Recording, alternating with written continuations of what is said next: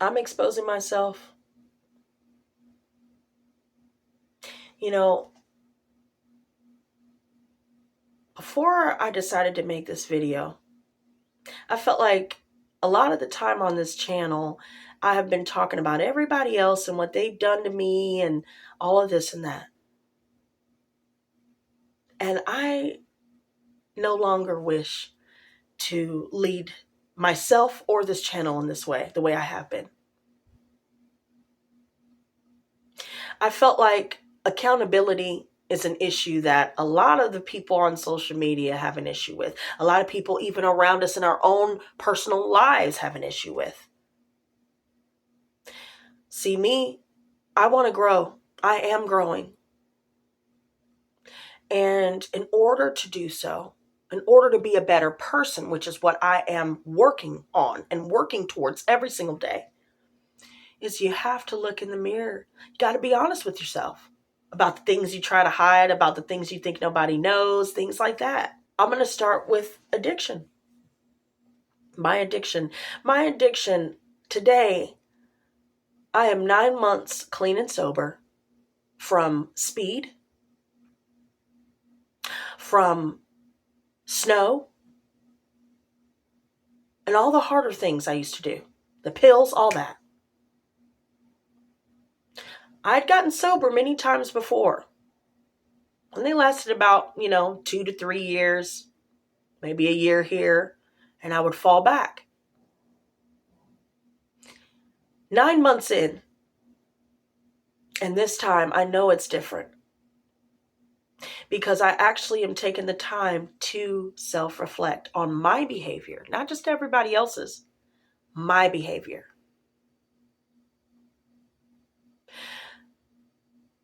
My addiction has caused me to lose many different things in life, many opportunities, many so-called friends. Some were real friends, but at the same time, I don't think so. I lost a lot. I pushed a lot of people away. I know I pushed a lot of good people away. Now that one for sure. Hurting those around me, even though I'm thinking, oh, I'm just hurting myself. I'm not hurting anybody. Only to find out years later that I was.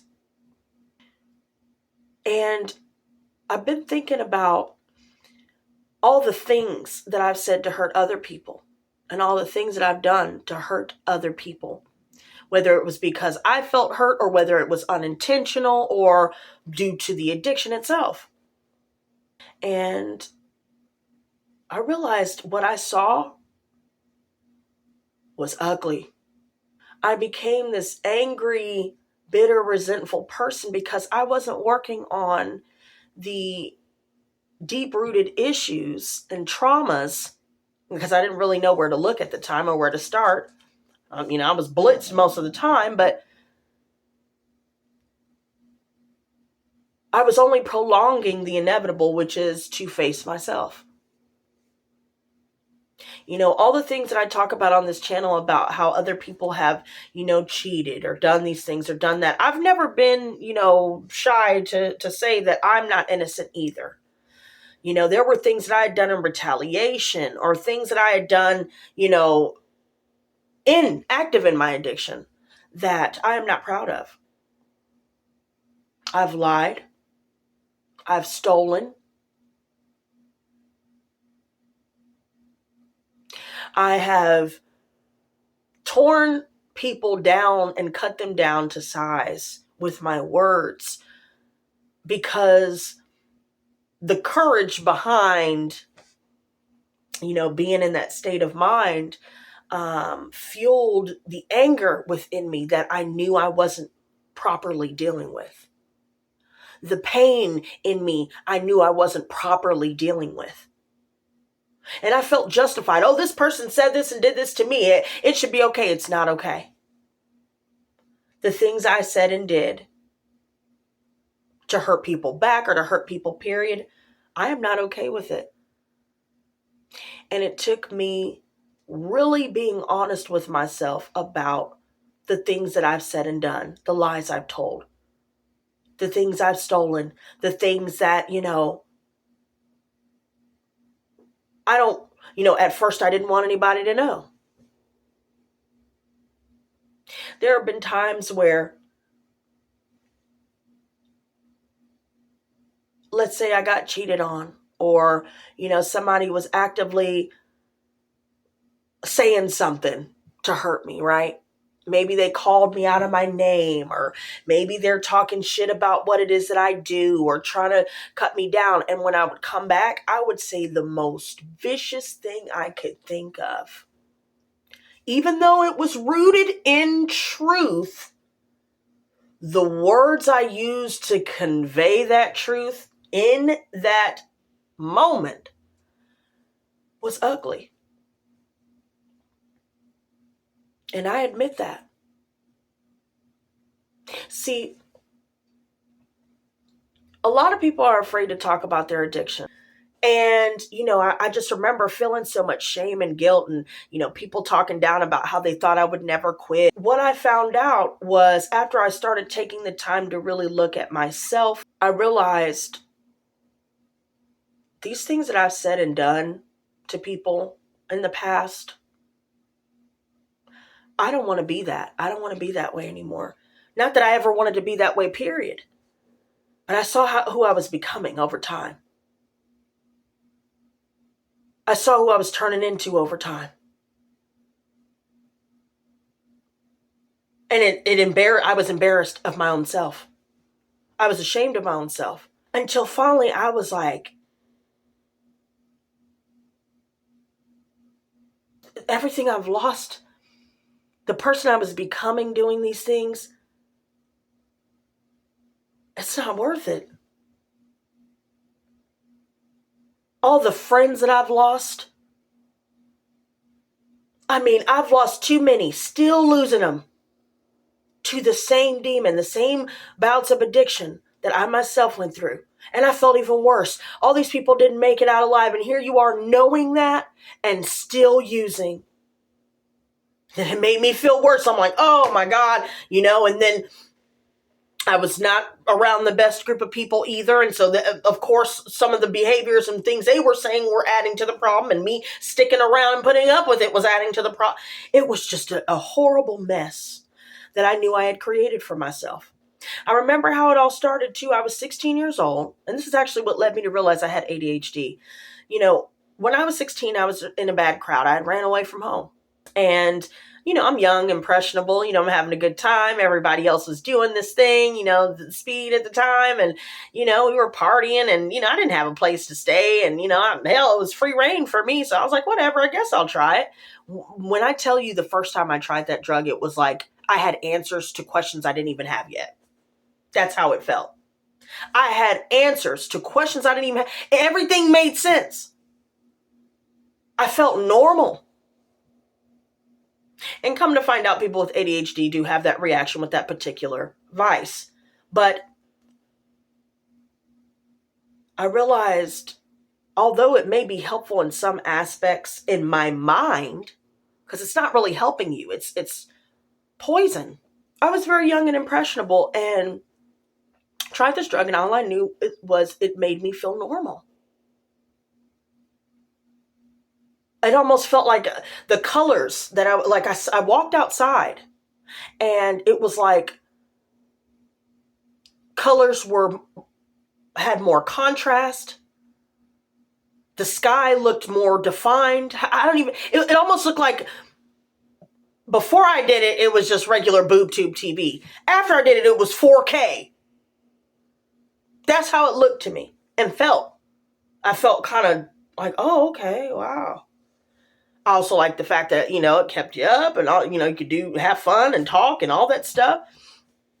And of course, I was young and dumb and immature. And unfortunately, over time, since I was still dealing with a lot of unresolved traumas, or at the time, I wasn't really dealing with them, I felt like that was the best way to go about it, because then it started becoming my crutch at that point in time. It became the thing that simulated good feelings when really I was feeling bad about a lot of things in my life.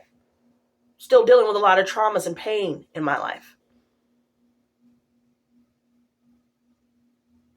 And There's the stigma associated with addiction that prevents a lot of people from either talking about it or guilts them into silence and shames them into silence. And I dealt with that a lot with the people around me. The ones that were condemning me for the addiction were the ones that actually used with me. And they know that they used with me. So it was always weird why they were trying to make me feel bad about all these things and tell my business out to other people. But that didn't help the situation. It only added fuel to the fire and that shame and that guilt. Until I realized these people like seeing you down. Maybe they like the version of you when you're addicted. And I realized, oh my God, I'm surrounded by all these people that aren't the best people. I just remember, even trying to open up to other people about it. And, I finally decided I'm not going to hide this. I'm not going to feel bad for going through this. And come to find out, addiction is, the root cause of addiction, is from abuse and trauma. Even OCD, ADHD, CPTSD, the things that I have, everything said basically the same thing. Abuse and trauma. Some of the things that went through my mind and how we got to this point of self-reflection. And I just realized, some of the people that were saying, oh, you'd never quit, or, I don't think that you're going to quit, and, you can't quit, or something like that, or the people that shamed me for doing these things instead of trying to talk to me as a person. And I understand it's hard to watch somebody in active addiction. It's hard if somebody genuinely cares. I can understand how hard that is to watch someone hurt themselves. And I'm here to tell you, accountability is key, number one. Number two, willpower is one part of it, but I'm going to tell you what, God got me through. And for a time I was struggling against it, but I could see God working.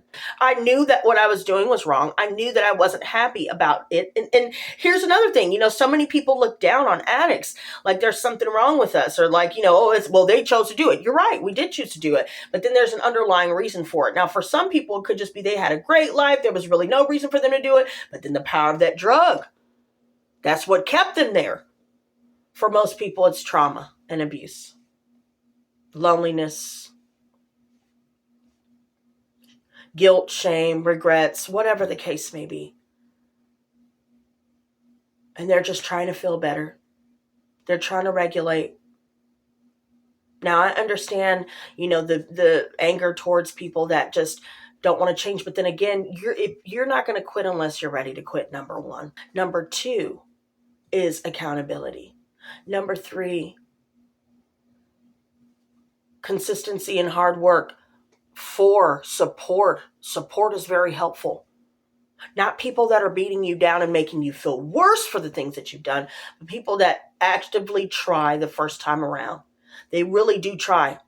I care about you. I love you. I hate seeing you do this to yourself. You're not going to quit. Oh, you're a lost cause. Different things like that. Shaming them, guilting them, as if we don't already feel bad about the things we're doing. You know what I mean? There's a way to go about it. Support is definitely an important part of that. But reflection would be my number 5. Self-reflection. That is the 5 key elements I feel like really create a recipe for success when it comes to recovery. Now, granted, it is all about your choice, of course. But if you're surrounded by people that make you feel worse than you already do about yourself, you need to figure out if those people need to be there. You need to figure out what's best for you. Ask yourself, why am I hurting myself when I know this is wrong? When I know if I were to see somebody that I love doing this, I would tell them to stop. Why am I allowing myself to do this? Why am I doing this when I know that I don't need this drug? I know it's a poison. I know it's killing me. Why am I doing this? And another thing I figured out with that too, though, is, the way that drugs work, especially speed, that is your reward center. So when dopamine, when you have, and it's an ungodly amount of dopamine. So, you get to a point to where either you're burnt out, you're burning yourself out, or you're telling your brain that it's something good for you because it's your reward center. So your body and your brain is going to react to that. So now you're fighting against yourself biologically, or fighting against yourself physically, mentally, And even emotionally, because emotionally you're like, I need it, I feel bad, I need it. All you need is God, love, food, rest, and peace. Poison. Why is it that, ask yourself, why am I doing this to myself? Why am I allowing myself to hurt myself, this way? When I know that this is not good for me? Why am I okay with hurting myself? Does it make me happy to hurt those around me when they see me skinnier than skinny, active in addiction? Does it make me feel good to keep doing this drug when I'm losing all my friends left and right, or at least the people I consider to be friends left and right due to the same drug usage? Would I be the type of person that I would look up to today? Why am I okay with this lifestyle where people will rob you, kill you, steal from you, or whatever, and you always got to watch your back and you got to watch out for the police? Why does this lifestyle make me happy? Is this what I would want my future child to live like? Is this what, first of all, is this what God would want me to do? Is this living in a godly way? Why am I okay with doing these things? Asking the right questions with those 5 key elements that I mentioned earlier, it will help you overcome. But also being open and honest about it. Not allowing the comments of other people to shape the image and the, viewpoint that you have of yourself, or the perception that you have of yourself. What do you want out of life? Ask yourself, what do I want out of life? Do I want to keep doing this drug forever, knowing that it's either going to, send me to jail or kill me? And if I do want that outcome, why? Why would I do that to myself? Why am I hurting other people around me by letting them see this? Why am I, not living up to be the best that I can be? Do I feel unworthy in some way? Do I feel like I don't deserve it in some way? Ask yourself these things. Make sure you got a good, strong support system around you of people that won't enable you. I'm not telling you to be around enablers, but I'm saying be around people that genuinely know who you are as a person and will tell you the truth and say, you know what you're doing is hurting me. It hurts me to see you hurting yourself. I didn't have anybody tell me that besides my grandfather.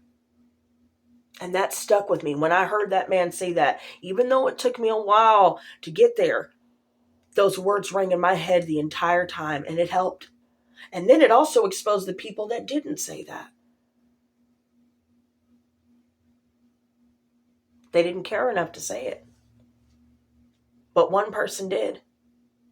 And when I realized that I wasted all that time with all those people who didn't say that to me and lost the person who did say that to me, that's when I really realized, I don't want to do this. I don't want this anymore. I don't want to be this type of person that does all the things that I despise others for doing, like lying, cheating, stealing or whatever. Now, the stealing thing, that was a one-time situation, but still, that's not who I am. I've done these things. I don't want to come on this channel and act like I was so perfect. But, I see a lot of people even online talking down about the people that do drugs. And they're entitled to their opinion. They can say whatever they want, right? But they're a part of the problem too. Because there are people that take prescription drugs from Big Pharma. Fentanyl is the one that was created by Big Pharma. I could go into this whole thing about, crack was created by the CIA and put in black neighborhoods. Even, legal medication, stuff like this, or people that are addicted to sex, people that are addicted to video games. I can find myself being addicted to that, but everybody has an addiction of some sort. I'm going to do my best to make sure I can help someone else along the way and know that they have the chance to recover. Don't be ashamed of yourself if you really do want to change, but you haven't been able to find the strength yet. But there are people out there that have gone through hell and back, and they're just trying to use these drugs, to solve it, to make them feel better. And tearing down an addict, you're part of the problem. Either you're going to help or, you're not. I want to be the type of person that can use my testimony and my experience with addiction to help. Because I know what it's like. Some people don't make it out. They never make it out. And I would hate to be the type of person looking down my nose at somebody and knowing I did nothing to help deep down. I would rather be the person that helps someone else up if they're really wanting that. And that goes for anything in life. But I just thought I'd come on here to talk about addiction and tell somebody else out there that they do have the ability to change. You do have the power to do it. You just have to find the right people, look within, and hold yourself accountable. Because like I said, some of the people that were talking down about me were the very ones that used with me. And they were the very ones that did nothing to and said nothing to try and help. Not saying that it's anybody else's job to help you or whatever. If they don't want to, that's their but the point is, if they really cared, you'd be able to tell by what they say and what they don't say. But it starts with you. And don't be afraid to hold yourself accountable. I don't ever try to act like I'm perfect on this channel. But a lot of people lately, they like to act like they're perfect and they have all these opinions and don't even know what's going on. Don't be those people.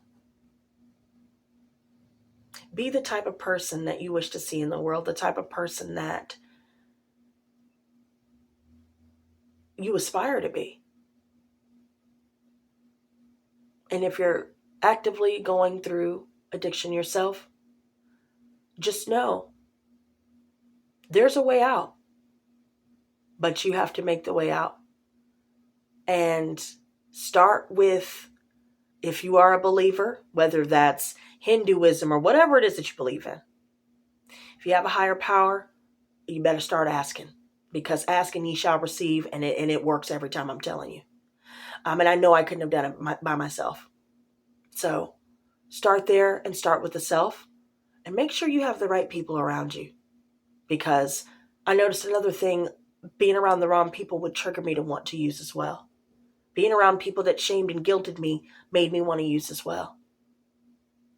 Find what makes you happy again in life.